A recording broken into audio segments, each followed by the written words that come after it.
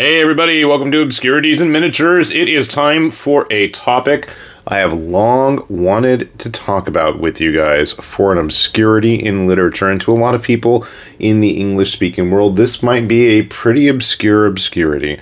And we're going to spend today talking about Bikkuriman. So Bikkuriman is a franchise at this point that has been around for quite some time in Japan. It has migrated for sure all over the world and might actually be responsible for a lot of other things that you may or may not be aware of. And some things I feel are very indirectly responsible or exist today because of this. So if you're not familiar with it, well, have a seat and we'll get started here. This specific book we'll get to in a moment. But in case you're not aware, Bikkuriman got its start as stickers like these. So they would often have some kind of little saying, picture, story on the back of each of the stickers. And obviously the idea behind this was that they were going to be highly collectible and that the rare stickers were going to be really rare and kids would continue to want to purchase these. How did you get these? By eating chocolates and all sorts of various assorted snacks, which we'll talk about in a moment too. These are from the 39th anniversary, which is just kind of funny to me because you'd think that the 40th anniversary would be a much bigger deal.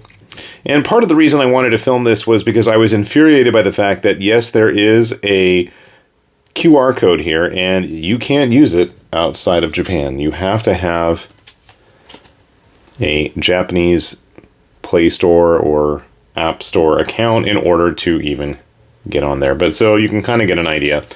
That's just what I had handy.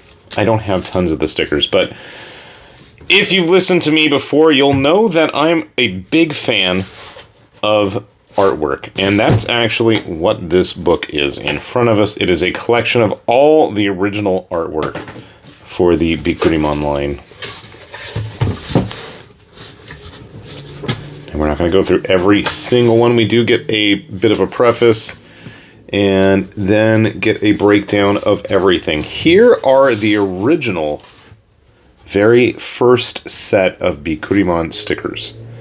Now, before we had the fantasy characters, we had a whole little line of just kind of fun, kind of Cracker Jack prize stickers that people would stick on things. But this, in particular, was what got the ball rolling. It looks pretty inconspicuous these days, but this was kind of a breakthrough. You know, it was a reason for kids to want to have to purchase these snacks to collect them. And I mean, they are kind of cool and funny. And considering, I want to say this came out in 1986, I believe. 86 sounds right to me. But it was kind of a big deal. But the catch was, these weren't the only ones. As you can see, this book is quite thick. We get into each of the individual series, and as you can see by the second series, things are really starting to take off and get a whole lot more colorful and interesting. We've definitely got a lot of various fantasy tropes going on here, just some crazy, weird, silly stuff. And I want to say that's the same guy I had right here. Shaman can.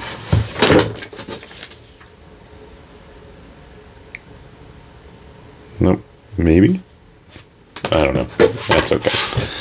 So as we start to delve further and further, like I said, you can start to see, I don't think we've gotten to the point, some of the cards and stickers themselves, cards came later I think, but some of the stickers were holographic, like you could see kind of the shine there on these.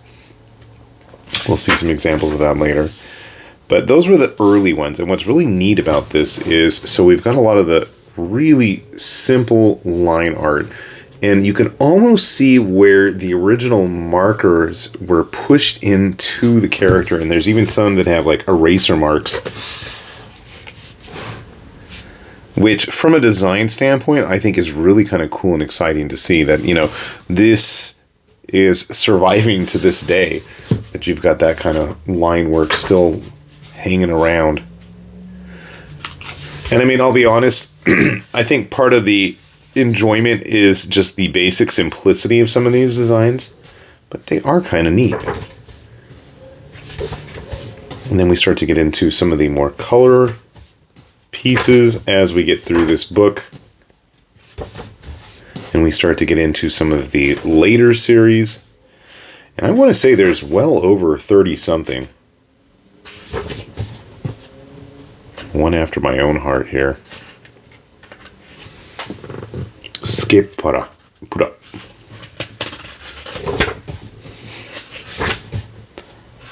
Some of the more exotic looking characters. Let's see here, kind of the basic layout from when things started to get really kind of streamlined. You can see where they're going to have all of the things lined up there. Jumping ahead. And obviously, as the series, this is volume 12 of the sticker designs, you can see that the characters are starting to get a little bit more complex and interesting. And just strange in general.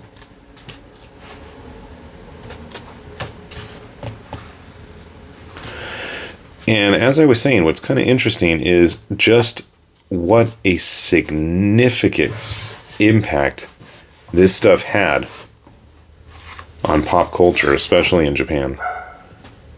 Not only Japan. A lot of things that we take for granted in, terms of style and design really do come from this. And I really want to point out, especially with the way you have the character designs just kind of really compacted into this small little square. That's going to be really important, because I think, and I would not be surprised in the least, if that had a major impact on a lot of early phone game designs. So that's got a lot of the early stuff. If you're really, really interested in the Bikkuriman stuff, you want to look for this specific database book. Now, this one came out originally in 2004, I believe, when they kind of resurrected the original Bikkuriman line. It went dormant for a while because people just got kind of sick of it, and here you can see an example of some of the holographic special cards here. But they brought the line back later on, and we even have some special ones inside the book, the original and the more modern 2000s version.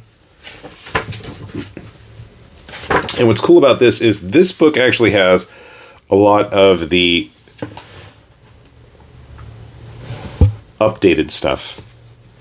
And as far as I know, this is the only book that has a lot of this.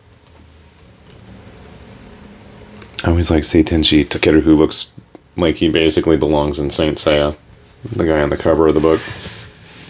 You can see much more modern in their design and approach, but still kind of crazy and silly. And there's just all kinds of various characters in this book. But what's interesting about this is, so the book I showed you previously, and they even get into some of the little Keshi type figures, which unfortunately is a whole other can of worms that really there's not a whole lot out there. But as far as I know, so you can basically, it was the same idea as that you bought the chocolates in order to get the figures. And we'll see some examples of the chocolates later. So again, we have way more of the modern cards, but then they get a little bit into the modern anime when it was brand new. Interview with the people, and then we do get back into the history of it. Now, the book that I showed you previously, which I was starting to talk about, covers the first 30 series. Again, some of these should be pretty familiar. We saw them already.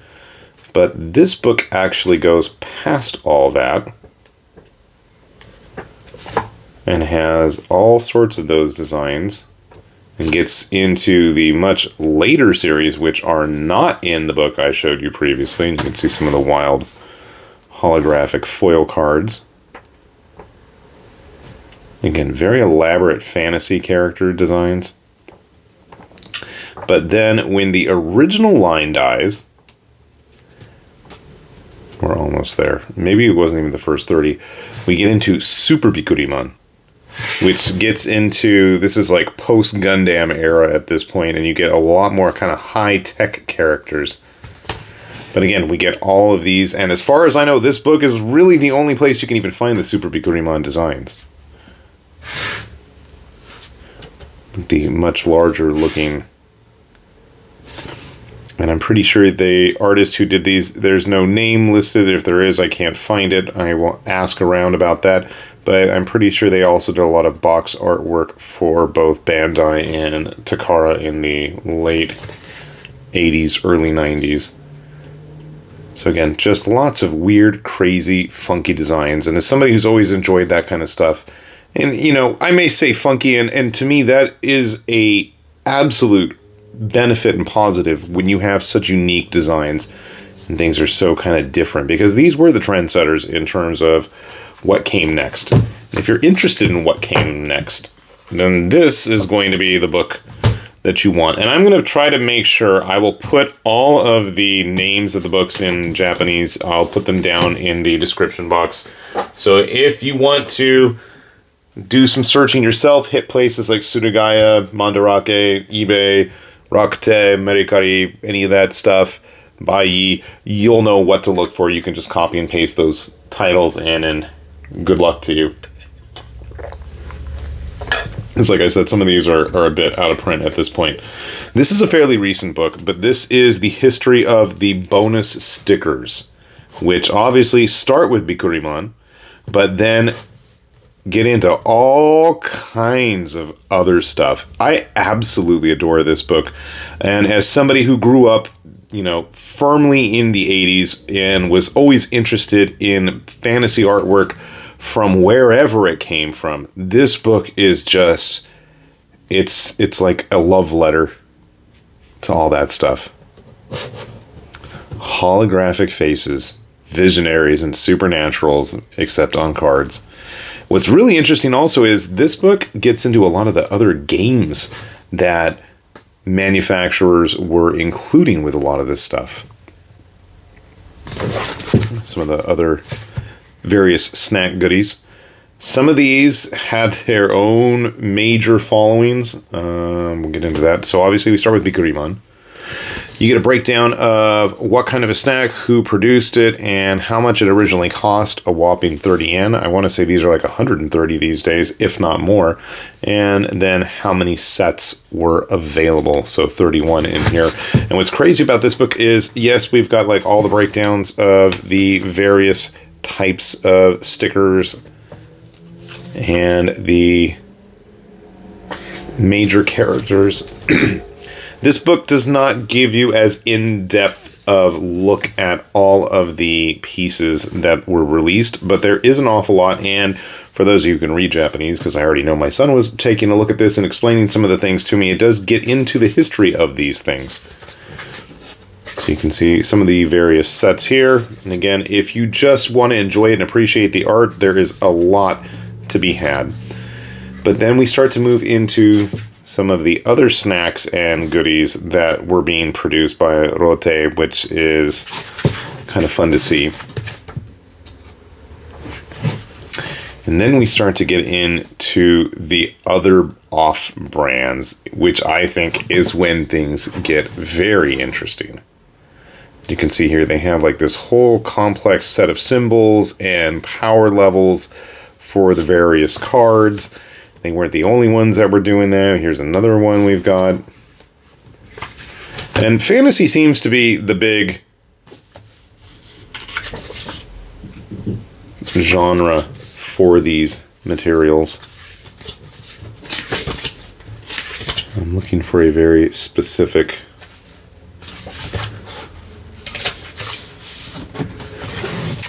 Doki Doki Gakuen. Is this the one I'm thinking of? No. Doki Doki Gakuen is another one of the various, you know, chocolate wafer things, which is basically what the Bikkuriman Choco are. That's the actual snack that's still available. Again, similar in its just wacky, wild artwork designs. How long did Doki Doki Gakuen go? For 24 series.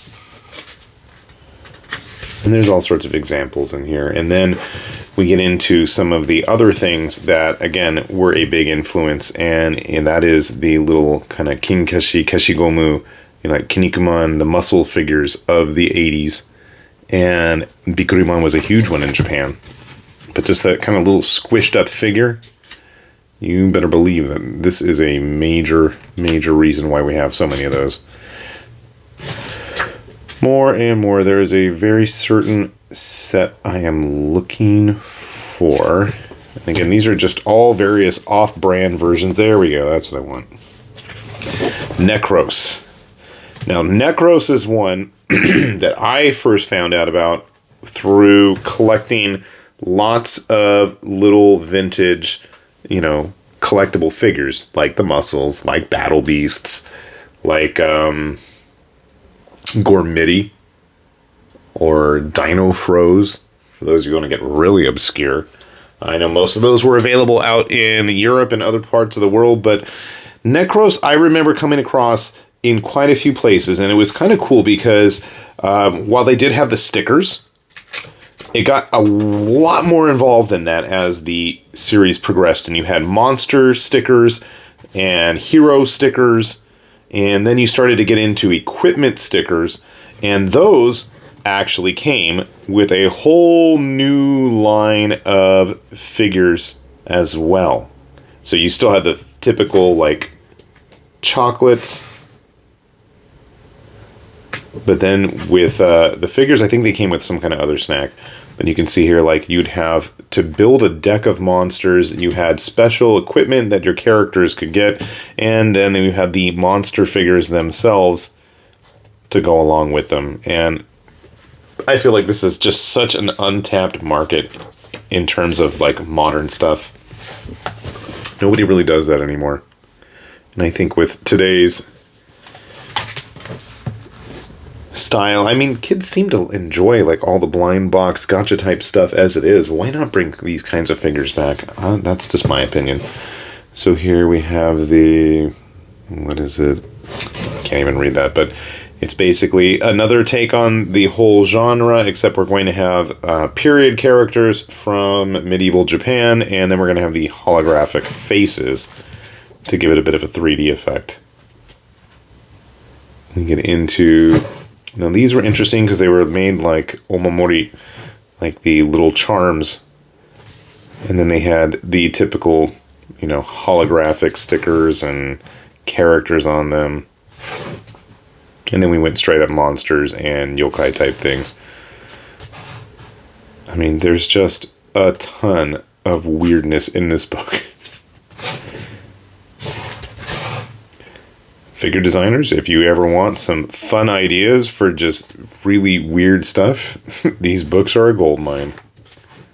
Like I said, nobody really makes anything like this. Not anymore. Look at the colors and just the garishness of it. I love it. Basically almost like a precursor to, like, Pokemon type things. Every monster that you can get. Gakindokin. Interesting how some of the designs are going for some really intense, kind of almost Western style monster designs. And then you have the wacky Japanese faced characters. Like so. Very much like a Dr. Slump looking. I mean, if I was a kid who grew up in Japan, I would be collecting all this stuff. And as an adult, in the year 2024, this stuff is not cheap anymore. Baby Star even did it. Wow.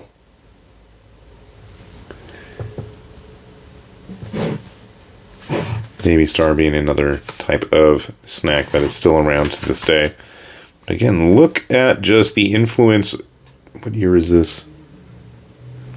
This doesn't give the years. It's a shame.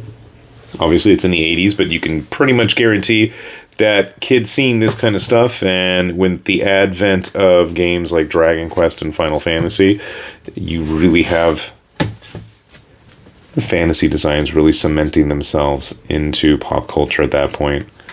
I like the one that was a total knockoff of Dragon Ball in there. But where does that leave us today? Well, it's interesting because grabbing more books. I feel, personally, that you can totally see these designs still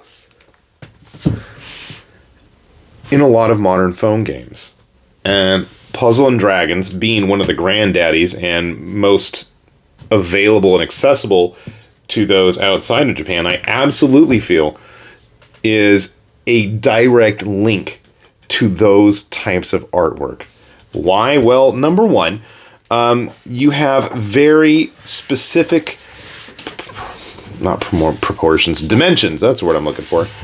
You have very specific dimensions that you're going to have to fit your character in. Now, yes, they are full-bodied for the most part, but a lot of the very early characters in Puzzle and Dragons, of which it's still going strong to this day, which is kind of crazy, are very set in that very small boxed area that would have been typical of early smartphones and app games. And what's really cool about these books, if you're interested, is especially the earlier ones, of which there's almost, I think I have at least 4, and I think there might be a 5th of the Puzzle Dragon illustration books. You often get the main actual game illustration on one side, and then the rough designs on the other. And sometimes it's kind of interesting to see that things get really rough, and sometimes things go through drastic changes in the process. And I'm looking for a very specific section.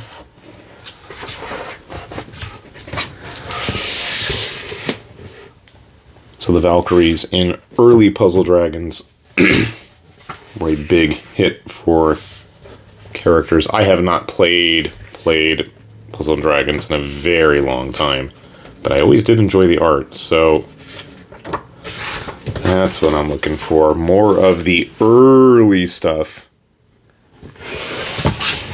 Tamadora. You know, when the characters actually were very small and did just fit on the screen like that. And as things got more complex and complicated and phones got bigger, you started to see things start to grow and evolve. But those very early designs, absolutely, I feel were very influenced by that. And then if you look at like modern Puzzledora, yeah, and you can see this is just an in-game shot, right? It's a typical character in modern Puzzle Dragons. I absolutely love this book, though, because it is jam-packed with cool designs. This book does not have, this is the 10th anniversary one, this one does not have as much of the rough designs, but it has a lot. I mean, considering how many characters there are in the game, much like the early Bikkuriman stuff, this is like character 3,846. There's just tons. Aten over here, this is number 8,244. I mean, so there's just an absolute ridiculous amount of character designs that have permeated that game. But another one that probably people aren't going to be as familiar with, and you want to see more of a direct link, Kotodaman. This is a wordplay game, and the fact with the man, like Bikkuriman, I feel like the artwork is even more obvious in its absolute attempt to bring that style to the modern day. And you'll notice they have little Japanese characters hanging around on them. So I know my son has played this game for years, and it's actually a wordplay game in Japanese. So I doubt it's going to be available in English, but again, even like the unevolved forms of these characters you can see here are very much in that vein of Bikkuriman style artwork. And it does play out just like all the other typical phone games. They have battles based on wordplay, getting into the more dramatic characters that, again, look a lot like the demons and monsters of the earlier Bikkuriman stuff. Can have a little bit of sci-fi in there as well. Another early game that a lot of people aren't really familiar with is Dragon Collection which came out originally from Konami, and I want to say actually predates or is a close associate in terms of years of when Puzzle and Dragons came out. This is a really early phone app, and again, we have those nice squished in a box monster designs. Unfortunately, this book is really tiny, and for whatever reason, they went and made all of the less common stuff really large, and then all of the cool rare stuff kind of small. And again, Japan being Japan, you can't play it if you don't live there or use their app store. Of course, last time I even tried to get around that, the app itself didn't want to cooperate.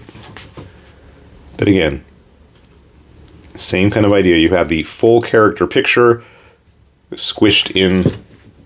Get a bunch of background stuff and how to play in the back. There were 3 of these originally. I cannot find my blue one because they're all based on elements, obviously.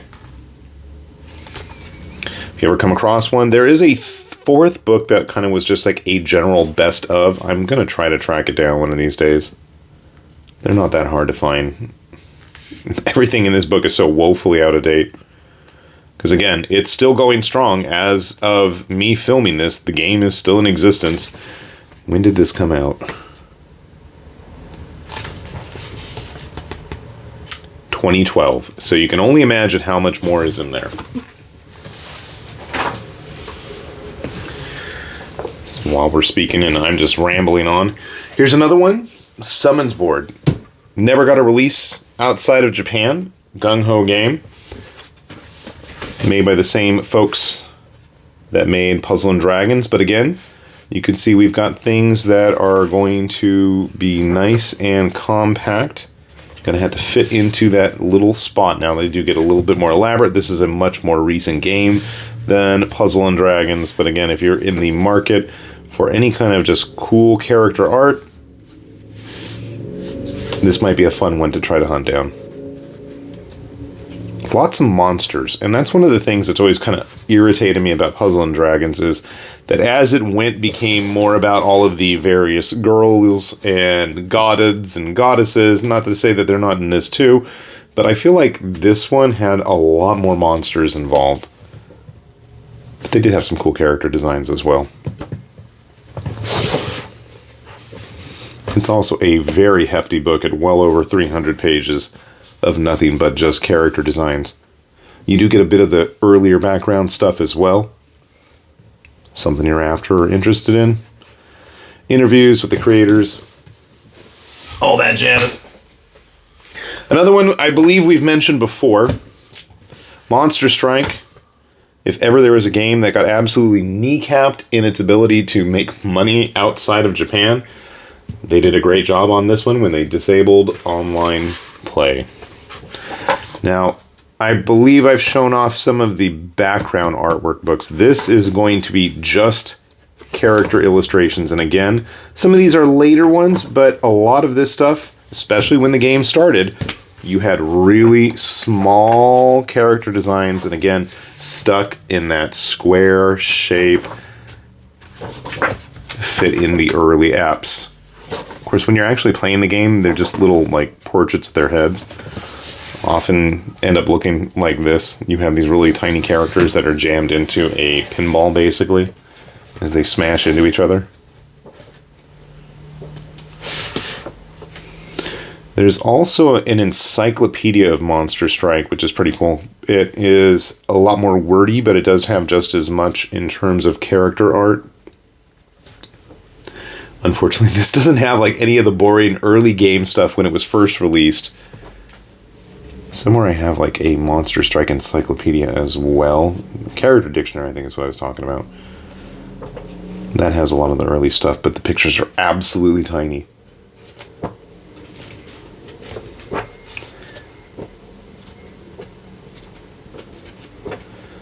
But yeah, for me, this, I think, all kind of goes back to my childhood, because I can remember seeing stickers and stuff like this, and I've always just had a fondness for this type of, you know, squished up art. And if you're still listening to me ramble at this point, then kudos to you. Hopefully some of this is of interest to you as well. Like I said, I've been trying to keep my eyes out there on these types of books and this type of material. And if you have any suggestions on which to further the collection or things to check out, or you're just in the mood for various types of interesting fantasy artwork, by all means, let me know down below. I'd be happy to go hunting for it, and hopefully we'll see it on this channel too then. So, with that said, this has been High Lord Tamberlane with Obscurities and Miniatures, saying thanks for watching, and we'll see you back here soon. Bye-bye.